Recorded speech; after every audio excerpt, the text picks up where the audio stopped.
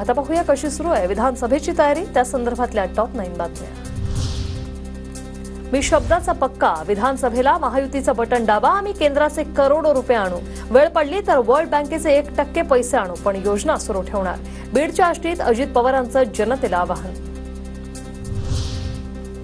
श्रीकांत शिंदेंच्या दौऱ्याआधी जळगावात शिवसेनेतली गटबाजी उघड, श्रीकांत शिंदेंच्या स्वागत बॅनरवर जिल्हाप्रमुख निलेश पाटलांचा फोटो वगळला।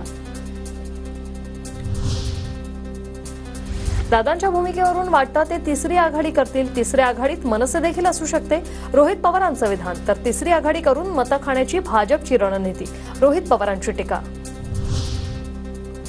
महाविकास आघाडीतील जागावाटप जवळपास 50% पूर्ण, यापुढे काँग्रेस हायकमांड शरद पवार आणि उद्धव ठाकरेंच्या बैठकीची गरज नाही, अंतिम निर्णय महाराष्ट्रातच घेतला जाणार, मवियातील सूत्रांची माहिती।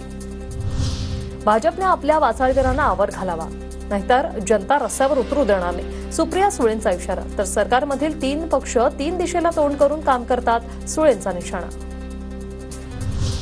तुळजापूर मतदारसंघावर भगवा फडकला पाहिजे ही आमची इच्छा, तुळजापूरची जागा शिंदे गटाला सोडवून घेण्यासाठी शिंदे आणि फडणवीसांशी बोलणार, रामदास कदम यांचं वक्तव्य।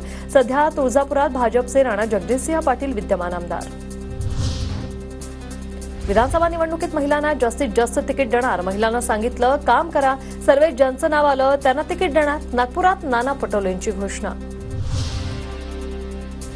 चिपळूणमधील ध्वजस्तंभ लोकार्पण सोहळ्यात भास्कर जाधव नाराज, सकाळी 11:30चा कार्यक्रम 1:30 वाजेपर्यंत सुरू न झाल्याने जाधव संतापले, हक्कभंग आणणार म्हणत अधिकाऱ्यांनाही झापलं। नागपुरात काँग्रेसच्या महिला कार्यकर्त्यांचं नारी न्याय आंदोलन, संविधान चौकात संध्या 1.25 लाख आणि अलका लांबा यांच्या नेतृत्वात हे आंदोलन, महिला अत्याचार आणि विविध विषयांवरून सरकार विरोधात जोरदार घोषणाबाजी।